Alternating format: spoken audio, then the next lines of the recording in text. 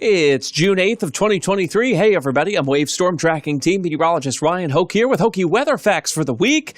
We've been talking wildfires and air quality this week with the wildfires ongoing in eastern Canada and the subsequent smoke and air quality issues that many across the eastern U.S. have seen here. One cause of wildfires, especially out west, is dry thunderstorms. It's simply a thunderstorm that produces little to no rainfall due to evaporation. As that rain falls and it encounters dry air, because we're out west, it's dry, rain evaporates. So you get the lightning without the rainfall. And that's a problem because lightning can start the wildfires with no rainfall to douse them out. It's a major cause of wildfires in the western U.S. and maybe some of the cause of the wildfires in parts of Canada this year as well. Louisville's air quality has taken a bit of a hit here lately, but overall, let's keep things in perspective here. Louisville's air quality has greatly improved since records began from the EPA in 1980.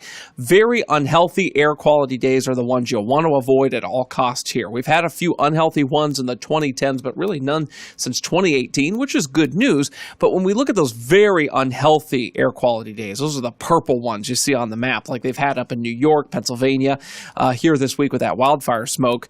Here in Louisville, in the 1980s, we had 91 of those very unhealthy air quality days. In fact, the worst one we've had on record was July 24th, 1986.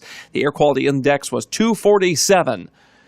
For perspective, this week we've had 101, 120, maybe 140 at worst.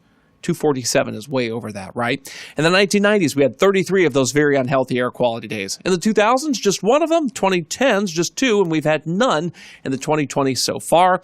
Why has it improved so much? Well, it's a little of everything, and a lot of it has to do with technology. As technology has gotten better, our cars have burned cleaner emissions-wise. Our factories have been burning cleaner emissions-wise. We've had some government intervention there saying, hey, you can't burn things like this, burn this instead. Hey, you've got to have scrubbers on things. So it's both factories and cars. You may remember that we had vehicle emissions testing in Jefferson County back in the 80s and 90s.